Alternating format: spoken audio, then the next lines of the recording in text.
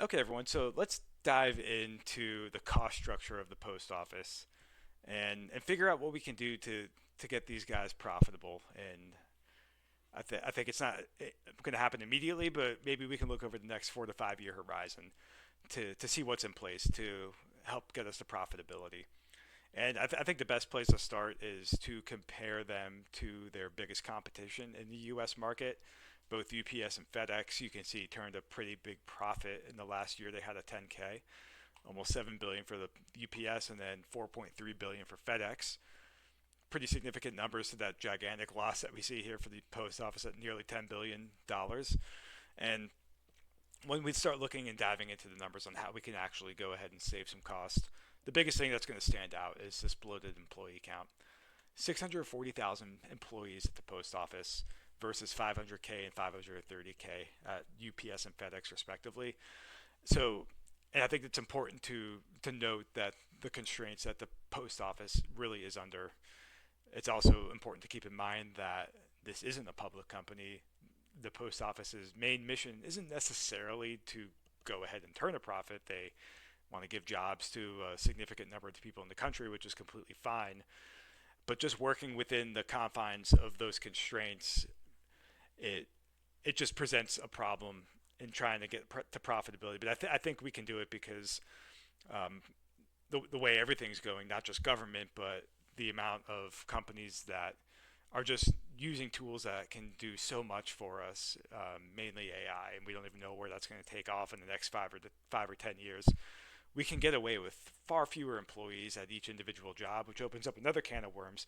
But I think the post office is definitely ripe for not having to continually keep such a high employee count.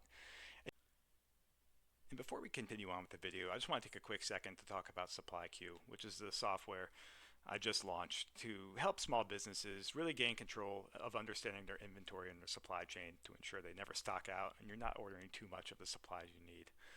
Everything's set up in a quite an easy to use manner. It gives you key actionable details about all your raw materials, when you need to reorder, when you're going to run out, and gives you control and power over your forecast. And even better, Claude or AI, I'm using Claude to will literally help you forecast, give you key crucial insights to all your information that deals just with your own business. So you're not copying and pasting things into a chatbot to figure everything out. Everything's right there for the AI to analyze and help you make the best decisions for your business. If you're interested in what SupplyQ might have to offer for your small business, leave a comment below and I'd be glad to get in touch with you. Now back to the video. You can just see from here like the revenue per employee generated. The post office just does so much manually, it looks like, just to generate their quite substantial revenue of $80 billion. But compare the revenue per employee between these three, like 125K, just seems completely uncompetitive to help keep it afloat. And considering this, the post office will probably have to continue relying on, if you see here on the 10K, a $57 billion piece of legislation that just put money in the coffers of the post office to help keep them liquid or solvent to make investments that they need for the future. It's nothing that can be self-sustaining. And maybe you can argue one way or another whether that's right or not, but I think for this exercise, it would be great to see if one of the few places that the government has that can actually generate revenue could do something to stay afloat on itself, and then maybe also help out other branches or departments of the government to offload some of those profits elsewhere in the future if we ever got to that scenario. Yeah, but you can see here 9.9 billion of loss from ops, and then 9.5 billion of total net income after interest. Um, so we have quite a hill to climb to get here, but I think looking at this employee count of 640K is the best place to start. So I have a couple scenarios baseline here to see what we can do from a cost cutting savings just from the employee salaries alone. And just some assumptions I have listed here on the side. This is the total amount on the 10K that was spent on compensation for employees is 44 billion, which is going to be our baseline that we're basing all these numbers off of. So if we look at scenario one, which is everybody retires who's eligible. I saw an article that said 25% of the post office employees are of age to retire now if they so choose. and then in a decade, 53% of employees will be eligible.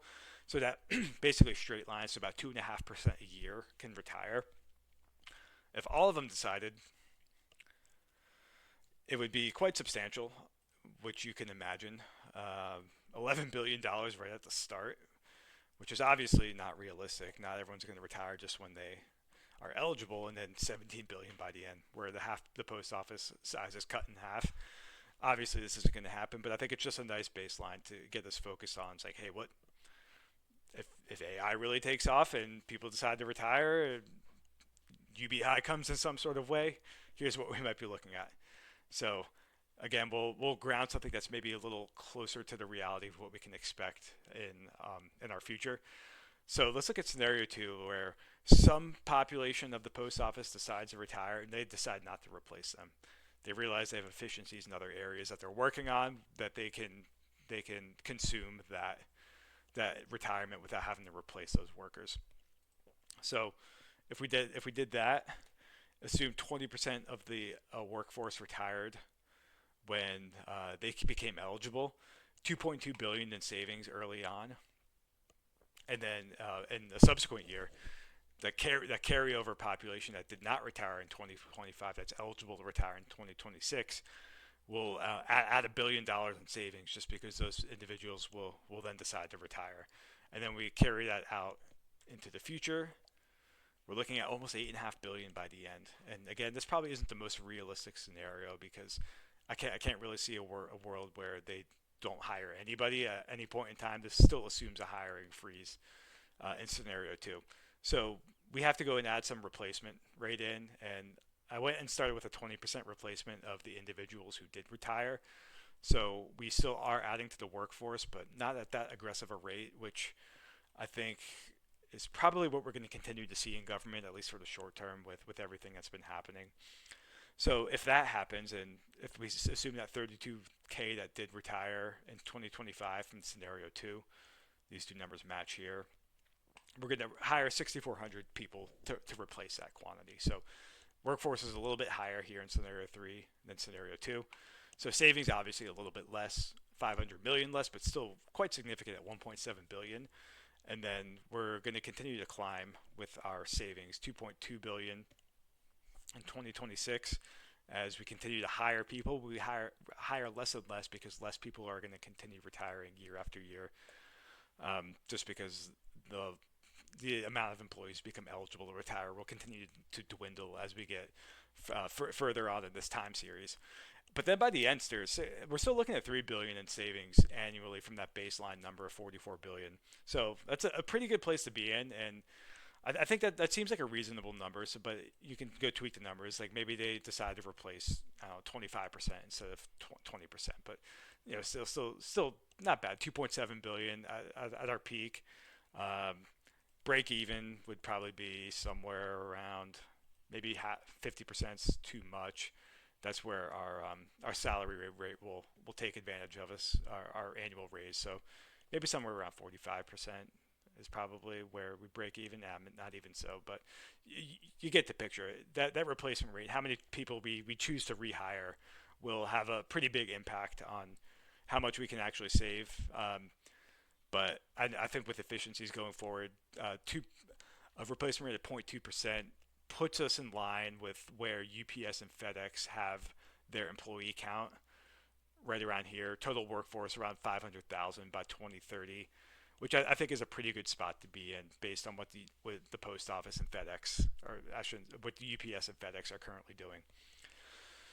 Okay, so this is just the compensation for the employees. The problem with the post office too is they have so many other areas where people actually um, where they have to pay healthcare costs. They're not only are they paying healthcare costs for current employees, but also past employees too. So maybe not all of them. I don't know exactly how that works, but I'm just assuming with this assumption that 640,000 starting workforce, they're going to have to keep paying those healthcare costs, those Social Security and TSP costs, and TSP is some other sort of slush fund, kind of like a 401k that government workers get, and then also just generic retirement costs as well. And these are pretty big numbers that we're looking at.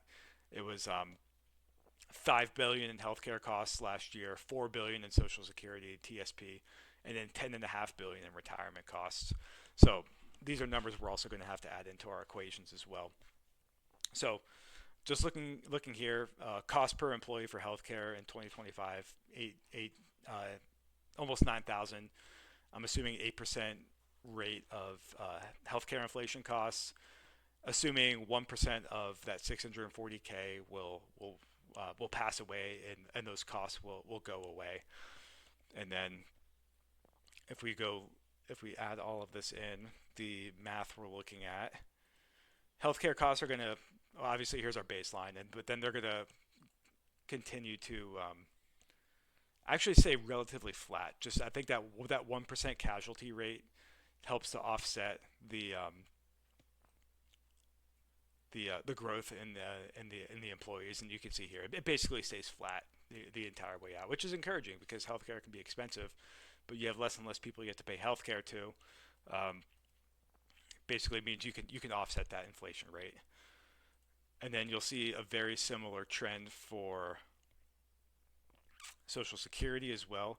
And I'm just copying and pasting in these formulas just because it's cumbersome to go type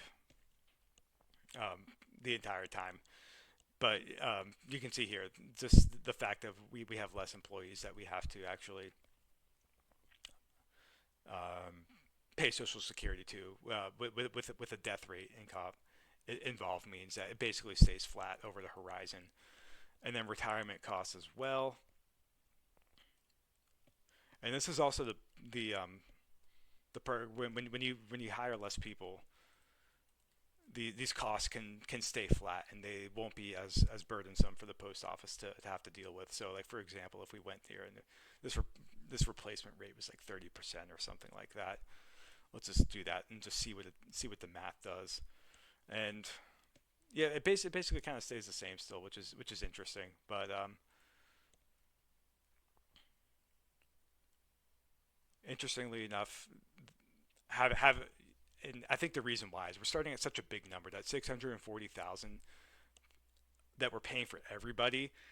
Adding 8 or 9,000 employees a year isn't that big a percent increase, which is why basically everything here stays relatively flat. And the fact that individuals are passing away each year helps to offset that even more, which is why our rates are staying relatively consistent here, which is good from a cost saving standpoint at least. And then if we go combine everything together here, so this is my scenario 3 compensation.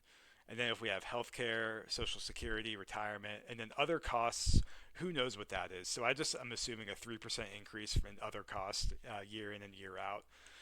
And then we're basically getting to 2 billion savings almost immediately, and then that just will carry out and then eventually stabilize around 3 billion, 3.2, 3.3 billion down the rest of our timeline horizon.